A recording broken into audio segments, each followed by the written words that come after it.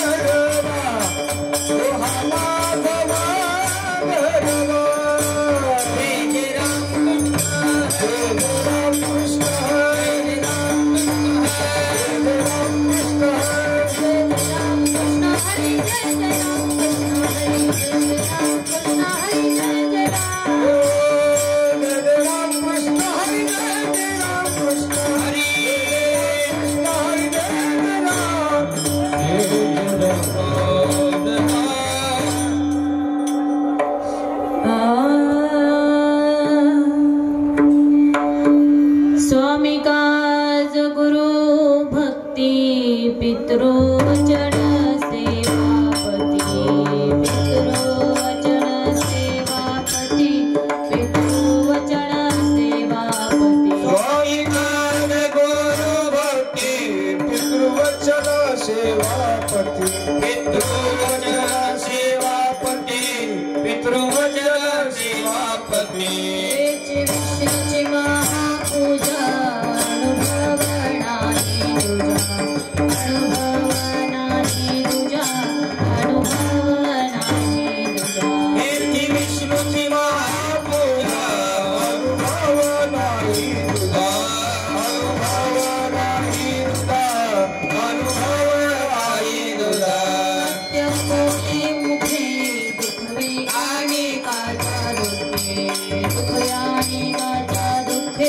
रखवे आणि काचा सत्य बोले मुखे दुखी आणि काचा दुखी आणि काचा दुखी दुखी आणि काचा दुखी श्री महापूजा अनुभवनाही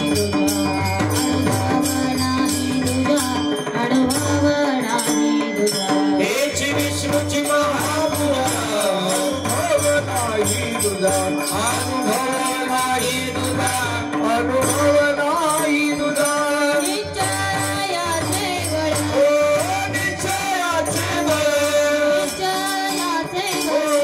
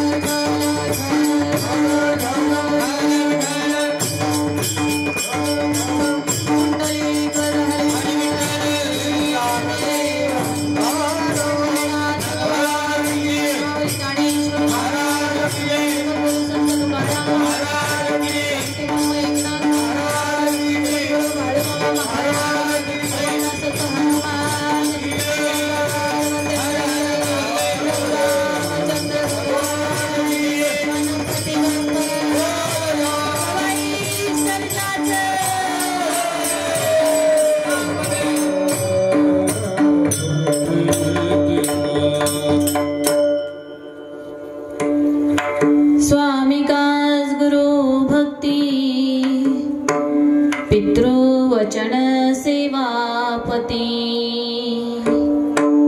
हेची विष्णूची महापूजा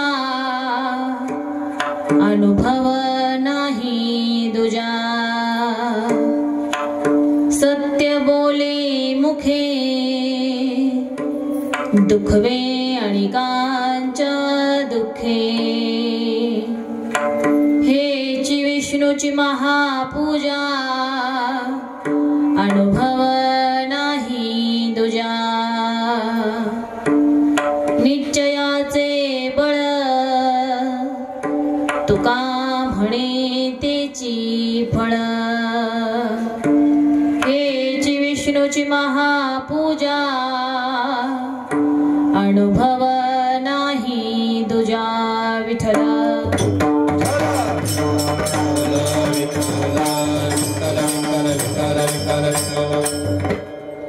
वक्रतुंड महाकाय सूर्यकोटी समप्रभा निर्विघ्नं कुरु मे देव सर्वकार्येषु सर्वदा गुरुर्ब्रह्मा गुरुर्विष्णु गुरुर्देवो महेश्वरा गुरुर्साक्षात् परब्रह्मा तस्मै श्री गुरुवे नमः सर्वमंगलमांगल्ये शिवे सर्वार्थ साधिके शरण्ये त्र्यंबके गौरी नारायणी नमोस्तुते महायोग पीठे तटे मरथ्यं वरं पुंडरीकाय दातुं मुनिन्द्रे समागत्य तिष्ठं तमानन्दकन्दं परब्रह्मलिङ्गं भजे पाण्डुरङ्गं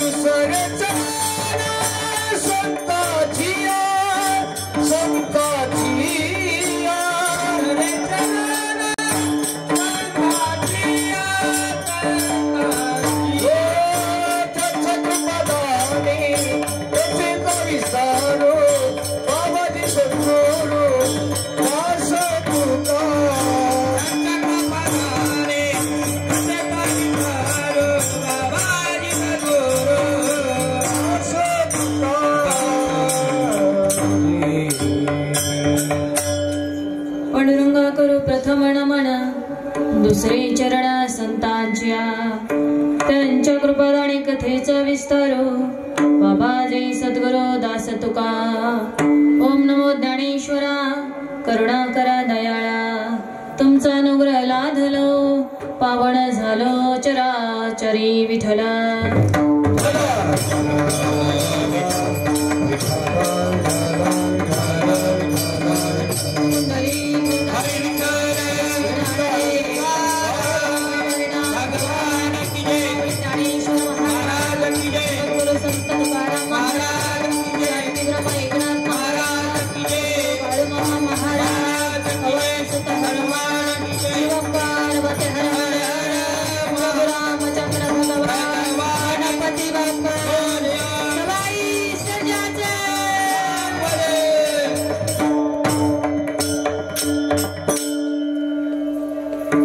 स्वामी काज गुरु भक्ती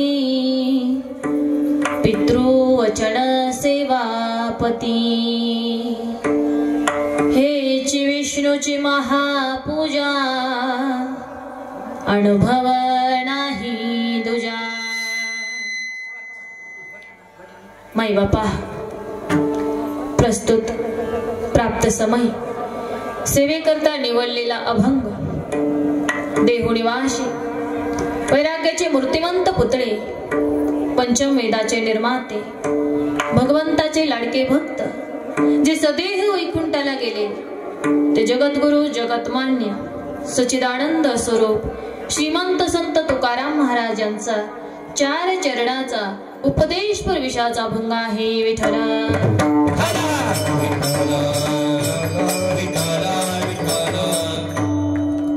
स्वामी काज गुरु भक्ती पितृवचन सेवापती हेची विष्णूची महापूजा अनुभव नाही दुजा। माई बापा या अभंगामध्ये जगद्गुरु तुकोबराय तुम्हा आम्हा जड जीवांचा उद्धार करण्याकरता उपदेश करत आहे। जगद्गुरु तुकोबरायांनी या अभंगातून तुम्हा आम्हाला 7 प्रकारचे उपदेश केलेले आहेत।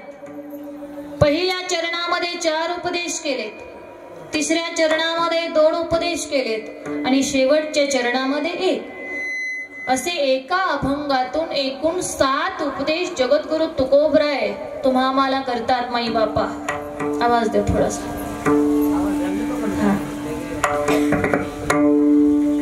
स्वामी काज गुरु भक्ती हा सर्व पितृवचन सेवापती अभंगाच्या पहिल्या चरणामध्ये जगद्गुरु तुकोबराय तुम्हा आम्हाला 4 उपदेश करतात।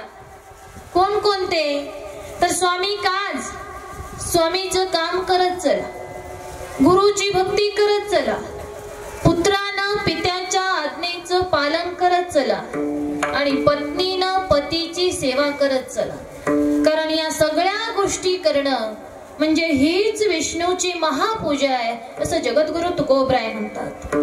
हा संसार करत असताना जीवन जगत असताना या मुखानं नेहमी खरं बोलत जा, दुसऱ्याच्या दुःखामध्ये सहभागी होत जा, कारण असं करणं म्हणजे विष्णूची महापूजा आहे असं जगद्गुरु तुकोबराय म्हणतात। जर जीवनामध्ये आम्हाला एखादं ध्येय गाठायचं असेल, एखाद्या ध्येयापर्यंत पोहोचायचं असेल तर आम्ही आमचा निश्चित दृढ ठेवला पाहिजे। कारण ज्यावेळी आम्ही आमचा निश्चित दृढ ठेवत असतो त्यावेळी आम्हाला ते फळ त्याच ठिकाणी मिळून जात असतं। अशा प्रकारे जगद्गुरु तुकोबराय तुम्हा आम्हाला या अभंगामध्ये उपदेश करतात। विठ्ठल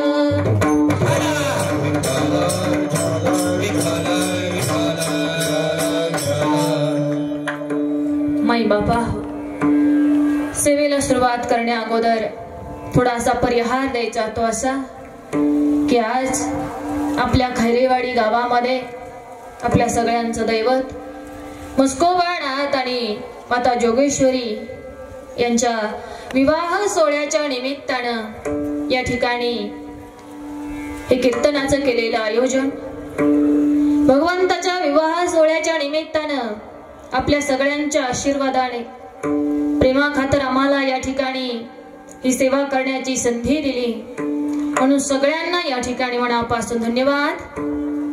तसेच उपस्थित असलेले गायक वादक टाळकरी वारकरी वाळकरी विनेकरी बाबा यांनाही या ठिकाणी मनापासून धन्यवाद। आता कसं आहे महाराजच तुमचा आहे, म्हणजे तुम्ही सगळ्यांनी आपल्या घरातल्या महाराजांना सेवा करण्याची संधी दिली म्हणून पुन्हा एकदा सगळ्यांना या ठिकाणी मनापासून धन्यवाद। ज्यांच्यामुळे मी आज या ठिकाणी उभी आहे ते माझे पती परमेश्वर, त्यांनाही या ठिकाणी मनापासून धन्यवाद। सुंदर अशी माईक सिस्टीम ज्या दादांचे त्यांनाही या ठिकाणी मनापासून धन्यवाद। आणि हा सगळा भगवंताचा विवाह सोहळा जे आपल्या कॅमेरामध्ये कैद करून घेतात ते योगेश दादा, त्यांनाही या ठिकाणी मनापासून धन्यवाद। सर्व उपस्थित आपल्या परिवारातील सदस्य सगळ्यांना या ठिकाणी मनापासून धन्यवाद।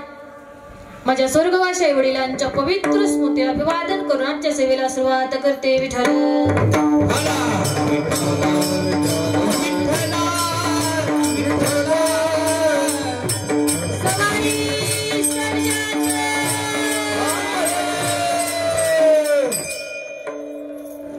बापा, स्वामी काज गुरु भक्ती पितृवचन सेवापती, हेची विष्णूची महापूजा अनुभव नाही तुझ्या. या भंगामध्ये जगद्गुरु तुकोबराय तुम्हा आम्हाला उपदेश करत आहेत. माई बापा, ज्या भगवंताच्या दरबारामध्ये आज तुम्ही आम्ही बसलेलो आहोत, तो भगवंत कृपाळू आहे, दयाळू आहे, मायाळू आहे, श्रद्धाळू आहे. जो कोणी त्याची भक्ती करतो त्या प्रत्येक जीवाचा हा भगवंत उद्धार करत असतो. हे लक्षात घ्या माई बापा, की एकदा ज्यांनी सृष्टी निर्माण केली ती ब्रह्मदेव आणि जे सृष्टीचे पालन करतात ते भगवान विष्णू. या दोघांमध्ये श्रेष्ठपणावरून वाद निर्माण झाला. ब्रह्मदेव विचार करतात की या सृष्टीची निर्मिती मी केली ना, म्हणून ब्रह्म माझ्यात आहे, मीच श्रेष्ठ आहे.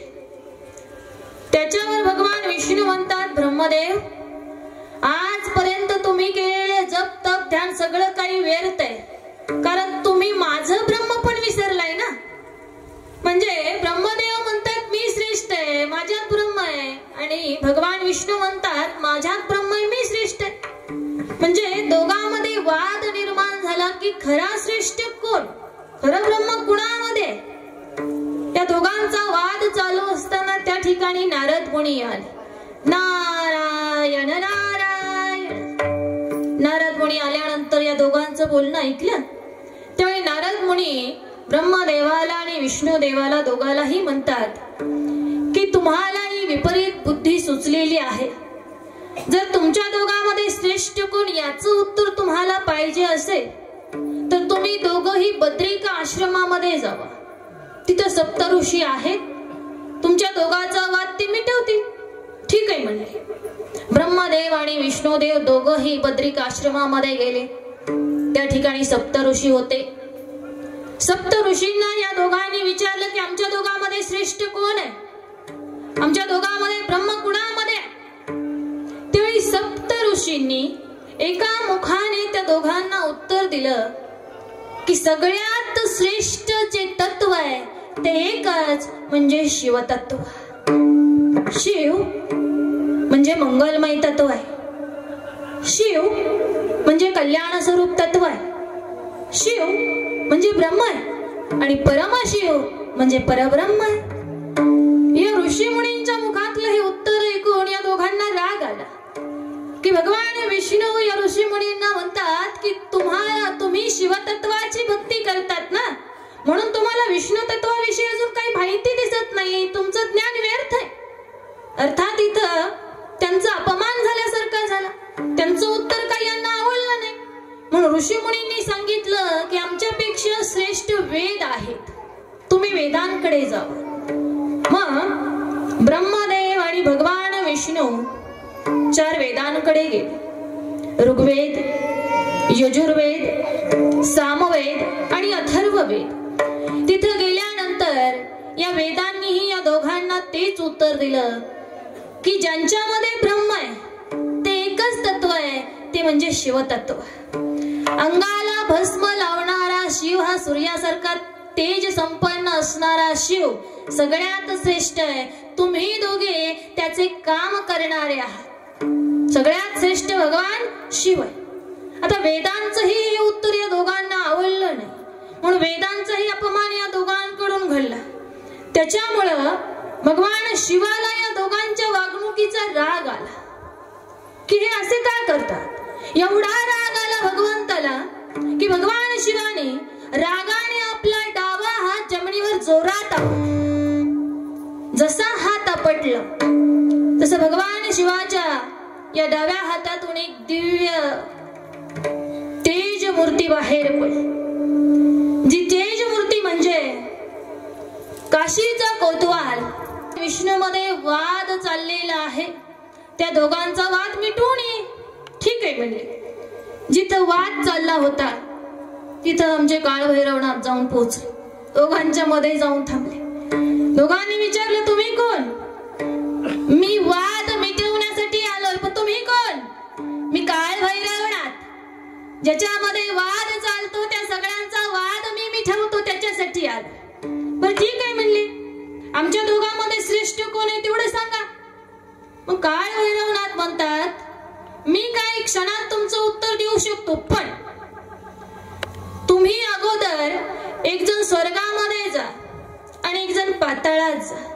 कारण माझे जे पाऊल आहेत ते पाताळात आहेत आणि माझा जो मुकुट आहे तो 21 स्वर्गामध्ये. जर तुम्ही माझ्या पाऊलाचं मुकुटाचं दर्शन करून गोंद घातला देईल तो श्रेष्ठ असेल. ठीक आहे म्हणले. म्हणून ब्रह्मदेव मुकुटाच्या बाजूने गेले, स्वर्गाकडे गेले आणि भगवान विष्णू भगवंताच्या चरणाचं दर्शन घेण्यासाठी दोघंही कोटी वर्ष फिरत होते, जात होते, पण दोघंही भगवंताच्या चरणाजवळ किंवा मुकुटाजवळ जाऊन पोहोचले नाही. पाताळामध्ये जात असताना भगवान विष्णूची गाठ पाताळ कंदाशी पडली. त्यावेळी त्यांनी त्या ठिकाणी विचारपूस केली. पाताळ कंदाने विचारलं, तुम्ही कोण? मी विष्णू. मग इथं कशाला आला? मी काळभैरवाच्या चरणाचं दर्शन घ्यायला चाल.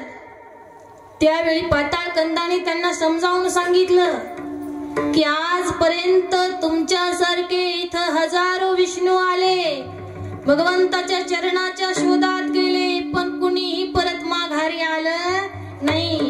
तुम्ही माझं ऐका, तुम्ही काळभैरवनाथाला शरण जा. पाताळ कंदाने हे सांगितल्यानंतर भगवान विष्णूला ते पटलं.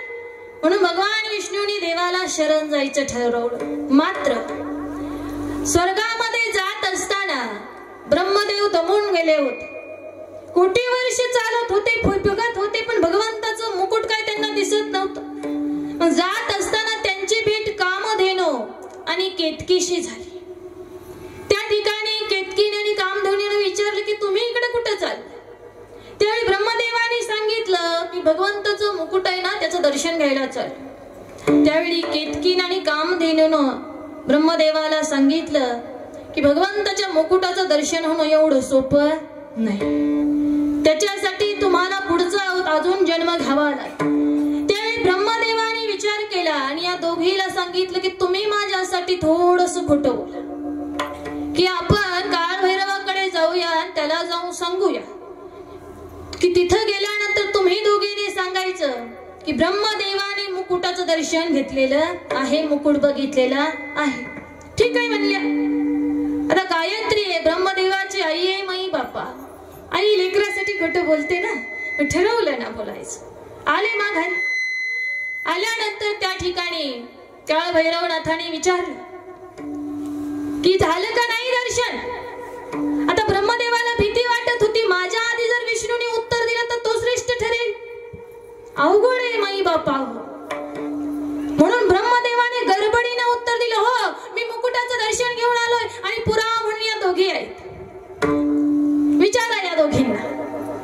त्यावेळी काळभैरवनाथानं गायत्रीला आणि कामधेनूला आणि केतकीला विचारलं. त्यावेळी कामधेनू आणि केतकी दोघही म्हणतात की ब्रह्मदेवाने मुकुटाचं दर्शन घेतलेलं आहे. या दोघी खोटं बोलल्या, ब्रह्मदेव खोटे बोलले. म्हणून काळभैरवनाथाला एवढा राग आला की काळभैरवनाथानं या कामधेनूला शाप दिला की तू या मुखाने खोटं बोललीस ना, म्हणून मुखाकडून तुझं दर्शन कुणीच घेणार नाही. आणि केतकीला शाप दिला की भगवान शिवाच्या मंदिरामध्ये तुला कधी प्रवेश मिळणार नाही, अर्थात तुला तिथं वाहिलं जाणार नाही. आणि एवढा राग आलेला होता की माझ्या काळभैरवनाथानं आपल्या हाताच्या बोटाच्या नखानं ब्रह्मदेवाचं मस्तक छटून टाकलं. धडाच्या वेगळं मस्तक झालं. पण ब्रह्मदेवाचं मस्तक छटल्यामुळं काळभैरवनाथाला ब्रह्महत्येचं पाप लागलं. ते त्यांच्या हाताला चिकटून राहिलं, ब्रह्महत्येचं पाप. ज्यावेळी ब्रह्मदेवाचं मस्तक छाटलं गेलं त्यावेळी सगळ्या सृष्टीमध्ये हाहाकार निर्माण झाला. कारण ब्रह्मदेव म्हणजे सृष्टीचे निर्माते आहेत ना माई बापा. मग सृष्टीमध्ये चाललेली घडामोड बिघडू नये म्हणून भगवान शिव त्या ठिकाणी आले आणि भगवान शिवानी या ब्रह्मदेवाला 4 वेदांची 4 मुख दिली आणि पुन्हा जिवंत केले. ऋग्वेद हे दुर्धराचं मुख होतं म्हणजे बेडकाचं. यजुर्वेद म्हणजे अश्वाचं मुख होतं घोड्याचं. सामवेद म्हणजे श्वानाचं मुख होतं आणि अथर्ववेद म्हणजे कोल्ह्याचं मुख होतं. अशी 4 मुख ब्रह्मदेवाला भगवान शिवानं दिली आणि त्यांना पुनर्जीवन त्या ठिकाणी देण्यात आलं. पण भगवान शिव काळ भैरवनाथाला म्हणतात, हे बघ भैरवा, तुझ्या हातून ब्रह्मदेवाचं मुकुट छाटलं गेलं, ब्रह्महत्या घडली आहे. मग ब्रह्महत्येचं पाप तुझ्या हाताला चिकटलेलं आहे. तुला जर याच्यातून मुक्त व्हायचं असेल तर या त्रिभुवनामध्ये तीर्थयात्रा करत फिरावं लागेल, की ज्या ठिकाणी तुझ्या हाताला लागलेलं ब्रह्महत्येचं पाप गळून पडेल त्या ठिकाणी तू निवास कर. देवानी सांगितल्यानंतर आमचे काळ भैरवनाथ तीर्थयात्रा करत करत निघाले आणि सगळी तीर्थयात्रा करून झाल्यानंतर ते काशीमध्ये आले. काशीमध्ये आल्यानंतर त्यांच्या हाताला चिकटलेले ते ब्रह्महत्येचं पाप गळून पडलं. ते ब्रह्महत्येच्या पापातून मुक्त झाले. त्याच ठिकाणी त्यांनी भगवान शिवाची भक्ती केली आणि भगवान शिवानी प्रसन्न होऊन त्यांना काशीचा कोतवाल म्हणून 65 गणांचा अधिपती काशीचा कोतवाल म्हणजे काळ भैरवनाथ आहे माई बापा. आणि तोच काळ भैरवनाथ आपल्या भक्ताचं रक्षण करण्यासाठी भक्तांचा उद्धार करण्यासाठी पुढे अनेक गावामध्ये येऊन स्थित झाला. त्याच्यामध्ये बेळगाव जिल्ह्यामध्ये असणारी सोनारी आहे, आपल्या जवळ असणारी सोनारी आहे, जाऊली आहे, मसवड आहे, वीर आहे, मेळद आहे, आपली खैरीवाडी आहे. अशी अनेक ठिकाणं आहेत की ज्या ठिकाणी आमचा हा भगवंत येऊन विसाव्याला थांबलेला आहे. कशासाठी? आपल्या भक्ताची संकटातून सुटका करण्यासाठी. भैरवनाथ संकटात येतो धावणी. विको द्या विको. भैरवनाथ संकटात येतो धावणी. हाती डवर त्रिशूळ गोसावी होणी. हाती डवर त्रिशूळ गोसावी होणी. हाती डवर त्रिशूळ गोसावी होणी. हाती डवर त्रिशूळ गोसावी होणी. भैरवनाथ संकटात येतो धावणी. भैरवनाथ संकटात येतो धावणी. हाती डवर त्रिशूळ गोसावी होणी. हाती डवर त्रिशूळ गोसावी होणी. हाती डवर त्रिशूळ गोसावी होणी. हाती डवर त्रिशूळ गोसावी होणी. गावामध्ये आपल्या हाय काळ भैरवनाथ. गावामध्ये आपल्या हाय काळ भैरवनाथ. मंदिर सुंदर पूजा करू जोडूया हात. मंदिर सुंदर पूजा करू जोडूया हात. मंदिर सुंदर पूजा जोडूया हात. मंदिर सुंदर जोडूया हात. पूजा करू नारायण निवाद लावणी. पूजा करू नारायण निवाद लावणी. हाती डवर त्रिशूळ गोसावी होणी. हाती डवर त्रिशूळ गोसावी होणी. हाती डवर त्रिशूळ गोसावी होणी. हाती डवर त्रिशूळ गोसावी होणी. भैरवनाथ संकटात येतो धावणी. भैरवनाथ संकटात येतो धावणी. हाती डवर त्रिशूळ गोसावी